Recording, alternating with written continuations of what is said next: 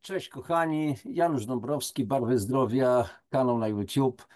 E, Kanał, jak wiecie doskonale, Starzy Bywalcy, poświęcony wszelkim działaniom promocji zdrowia i tak dalej. Wszystkiemu temu, co nam służy, naszej sprawności, naszemu zdrowiu i tak dalej.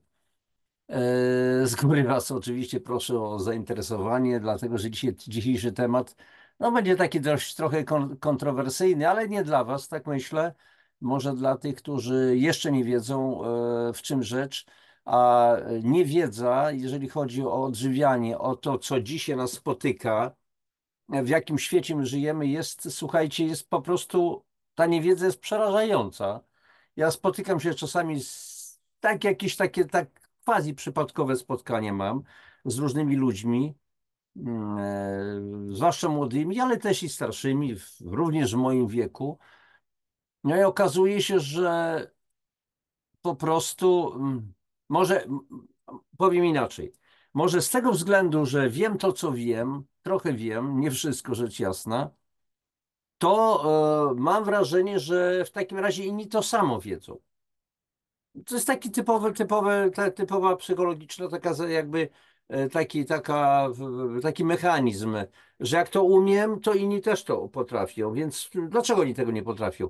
Jeżeli ja to wiem, to inni też to wiedzą. Okazuje się, że niestety inni tego nie wiedzą i to dla człowieka, który jak ja w tej chwili robi te różne audycje i tak dalej, ma określoną wiedzę, robię szkolenia, prelekcje i po prostu to jest szokiem, jaki jest stan po prostu niewiedzy.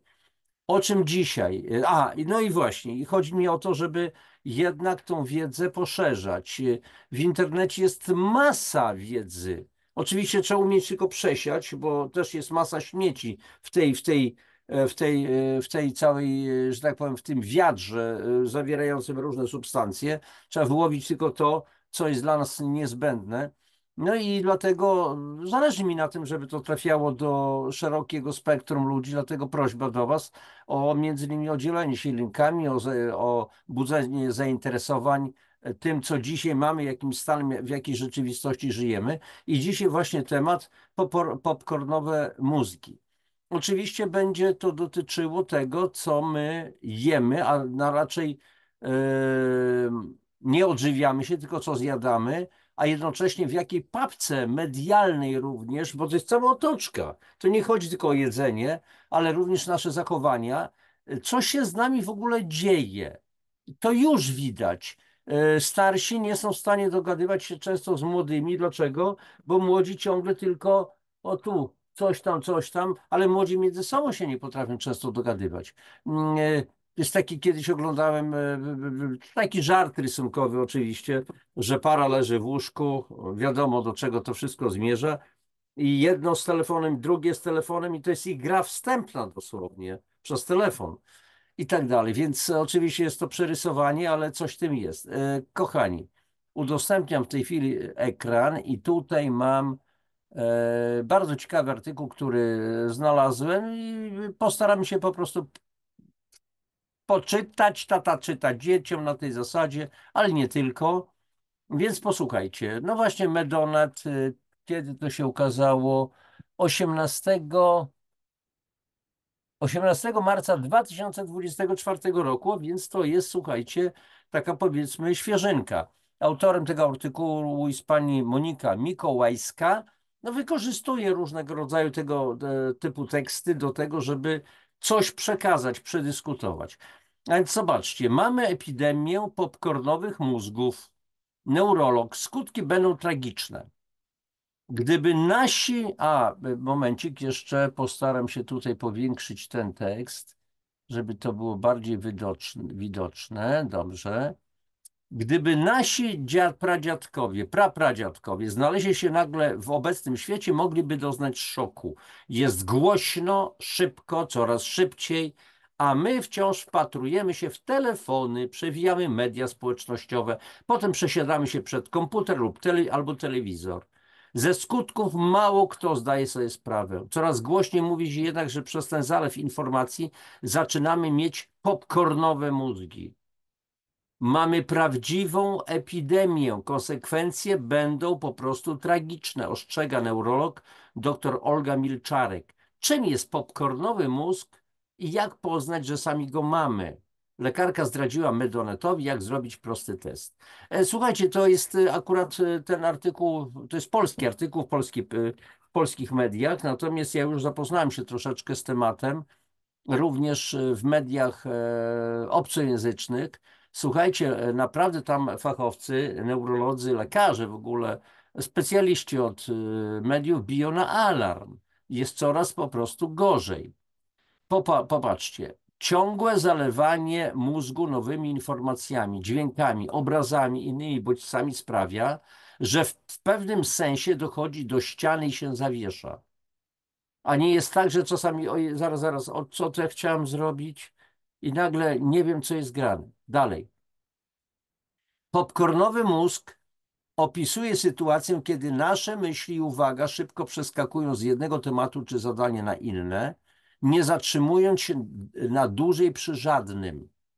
Zwróćcie uwagę, kochani, na reakcję dzieci.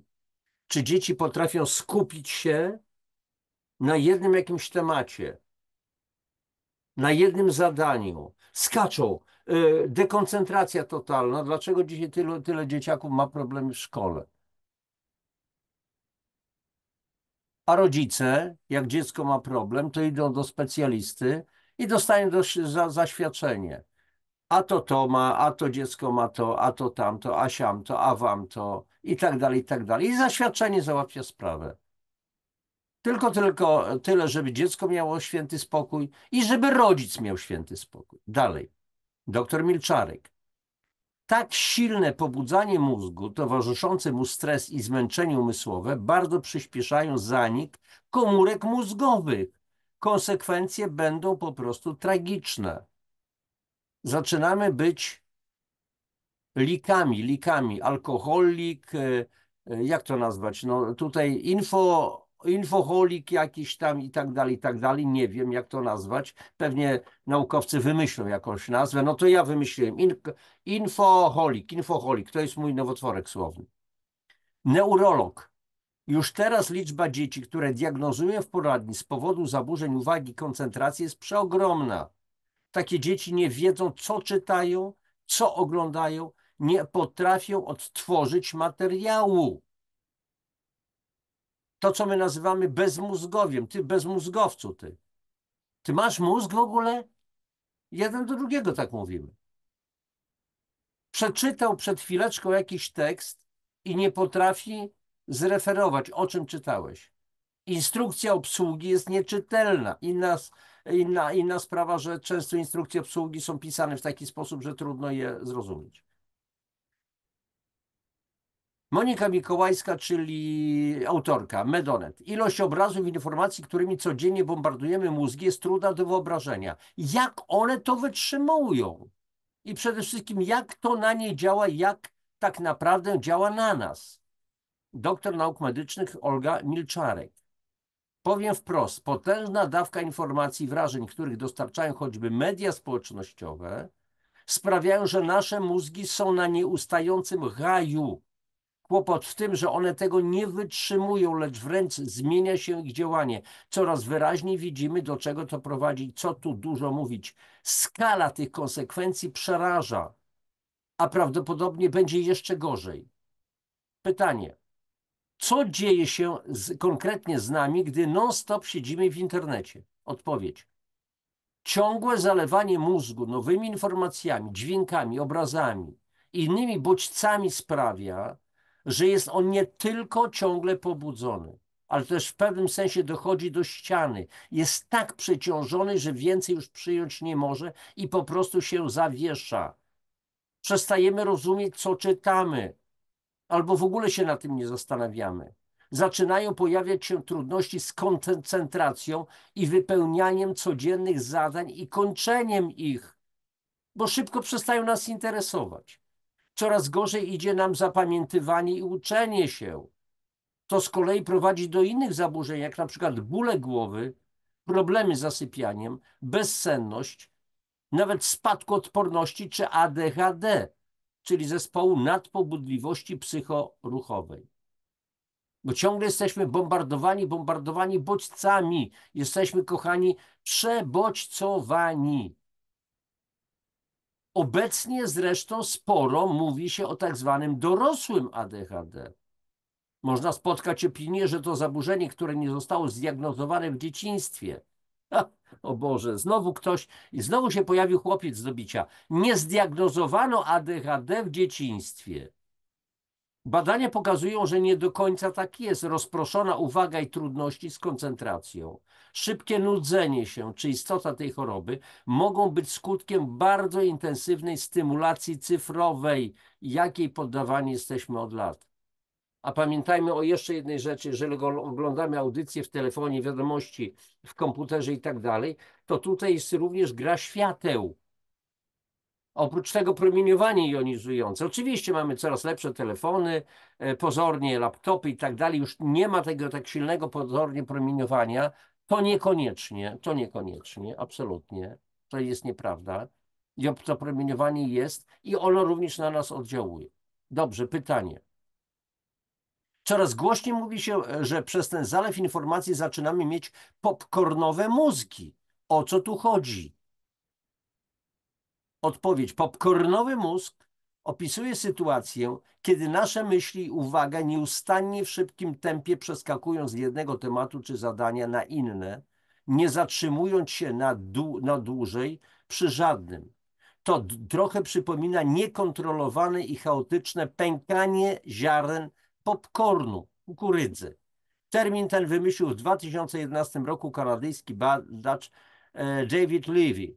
I tak naprawdę można powiedzieć, że obecnie mamy prawdziwą epidemię popcornowych mózgów.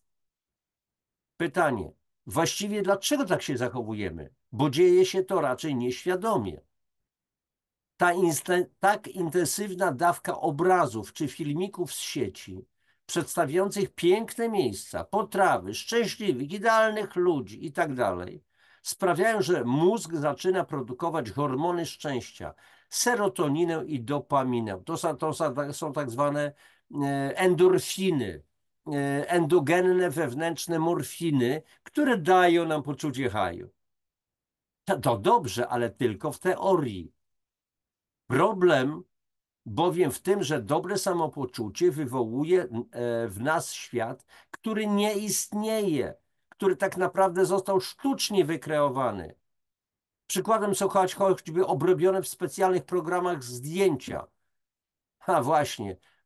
Słuchajcie, no, sprawa na przykład otyłości, jeszcze będziemy o tym często mówić, pokazuje się piękne laski, pięknych mężczyzn i tak dalej, a świat, wychodzimy na ulicę, widzimy zupełnie inny świat.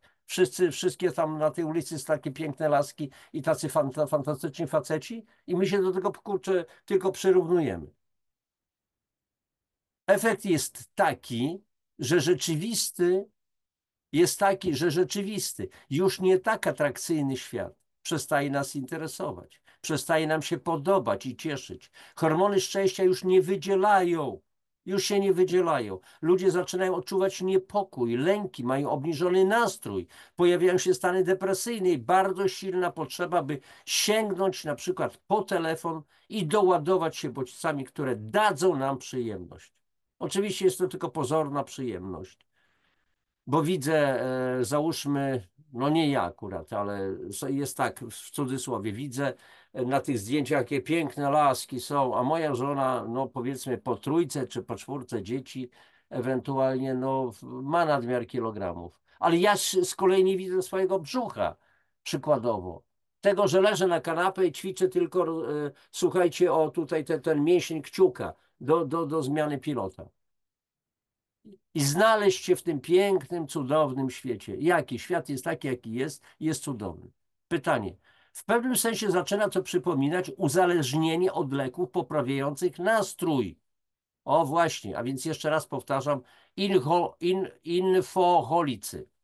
Bo tak właśnie jest. Przecież my w psychiatrii i neurologii bardzo często podajemy leki, które uwalniają serotoninę i dopaminę. Tutaj lekiem jest stymulacja cyfrowa. Szukamy więc nowych bodźców, nowych doznań, dzięki którym mózg będzie na haju. Tych bodźców jest jednak w końcu tak dużo, że mózg nie jest już w stanie złożyć ich wszystkich w całość i uruchamia się lawina problemów. U niektórych ludzi rozwija się nadwrażliwość na bodźce, na przykład dźwięki, nadmiar światła, o czym ja mówiłem.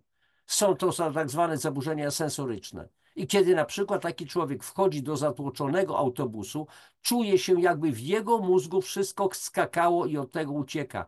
U większości tych pacjentów rozwija się bezsenność. Inni podążają w przeciwnym kierunku i wciąż poszukują dodatkowych wrażeń i to coraz silniejszych. To niestety stwarza dobre warunki do uzależnień, choćby ekstremalnych sportów, hazardu czy tatuowania się. A co, nie ma tak? To znaczy, niech każdy robi sobie, co chce, ale jak widzę piękne dziewczyny, fantastycznych mężczyzn, a zwłaszcza dziewczyny, które wytatuowane są dosłownie od szyi w dół, co z tym pięknym ciałem te dziewczyny sobie zrobiły. Skojarzenia no mam. Oczywiście to nie ja się tatuuję, nie musi ta dziewczyna mi się podobać, a ja jej czy coś w tym rodzaju, ale to okropnie wygląda. Może jestem stary, dinozaur. Przy okazji chciałam zwrócić uwagę na rzecz, o której mało się mówi. Problem mają nie tylko ci, którzy wciąż skanują profile na mediach społecznościowych, ale też ci, którzy mają potrzebę relacjonowania niemal każdej godziny swojego życia. To też jest pewnie rodzaj uzależnienia i również takie osoby dotyka syndrom popcornowego mózgu. Powiem więcej, dodawanie tych relacji nie jest do końca prawidłowe ani neurologiczne, ani neurologicznie, ani psychiatrycznie. Pytanie. A czy jest prosty sposób, by poznać, że mamy popcornowy mózg? O, uwaga, kochani, zaraz zobaczymy, czy ja nie mam przypadkiem popcornowego mózgu. Dobrym testem jest sprawdzenie, jak długo jesteśmy w stanie wytrzymać bez zaglądania do telefonu i jak się wtedy czujemy. Badania pokazują, że silnie uzależnieni pacjenci nie są w stanie wytrzymać bez cyfryzacji powyżej 20 minut. Pojawia się u nich lęk, niepokój, wręcz poczucie zagrożenia. Kiedy w końcu sięgają po telefon, wszystko mija, ogarnia ich spokój, poczucie bezpieczeństwa, a więc sygnały, że w mózgu działają serotonina i dopamina. To tak jakby sięgając po telefon zażyli kolejną dawkę leku. Wystarczy spojrzeć, jak zachowują się niektóre osoby w kinie. Ludzie z popcornowym mózgiem nie są w stanie obejrzeć całego filmu, ale to przy okazji wcinają cały czas popcorn. W trakcie seansu szybko zaczynają się nudzić, denerwować. Wstają, jedzą, wychodzą, wciąż przeglądają w telefonach. I w ten sposób przeszkadzają przy okazji, dodam od siebie innym. Co mnie na przykład, jeżeli czasami zdarza się być mi w kinie, to po prostu wkurza mnie to, bo ktoś ględzi głośno, albo włącza telefon, muzyczkę, albo po prostu rozwala ten swój cały popcorn i tak dalej, i tak dalej. No tutaj moja tolerancja się kończy. Jak bardzo zmieniło się funkcjonowanie naszych mózgów, pokazują badania. W czasach, kiedy nie było mediów społecznościowych, byliśmy w stanie skupić się przez około 40 minut, dlatego tyle czasu trwały lekcje. Obecne analizy pokazują, że czas ten skróci się o połowę. Po 20 minutach zaczynamy się nudzić, wyłączać. Pytanie. Wszystko to brzmi po prostu koszmarnie, aż boję się pytać, jakie skutki zobaczymy za 10 czy 20 lat. Myślę, że nie jesteśmy w stanie tego szacować, ale powiem jedno, postęp cyfryzacji jest tak duży, że te konsekwencje będą po prostu tragiczne. Nasze życie będzie tylko i wyłącznie przyspieszać i chociaż będziemy potrafili fizycznie się odmłodzić, to emocjonalnie i umysłowo będziemy starzeć się w błyskawicznym tempie. To tak silne pobudzanie mózgu. Towarzyszący mu stres i zmęczenie umysłowe bardzo przyspieszają zanik komórek mózgowych. Dziennikarka. Potwierdza to badanie, na które się natknęłam. Naukowcy z Chin badali mózgi studentów, którzy w internecie spędzali około 10 godzin. Po rezonansach okazało się, że mają mniej istoty szarej czyli tej myślącej niż ludzie z grupy kontrolnej, czyli nie owijając w bawełnę, głupiejemy. Pani doktor, to jest właśnie to, o czym mówiłyśmy. O ile stajemy się coraz lepsi w odmładzaniu ciała, to nie będziemy w stanie odmłodzić mózgu.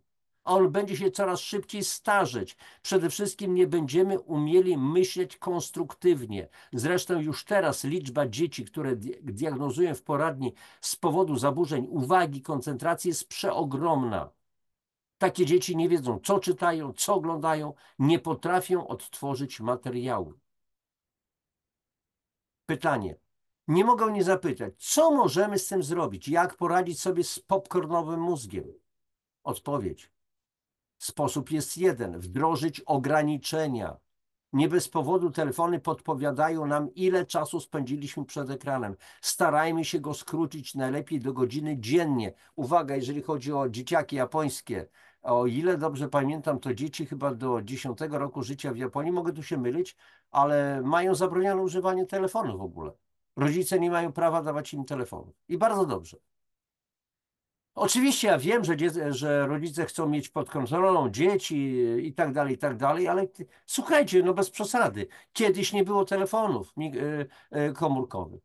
A już nie mówię o tym, ile minut przy głowie te dzieciaki trzymają i dlaczego będzie coraz więcej glejaków. Bo teraz w tej chwili, jeżeli chodzi o glejaki, jest absolutna epidemia.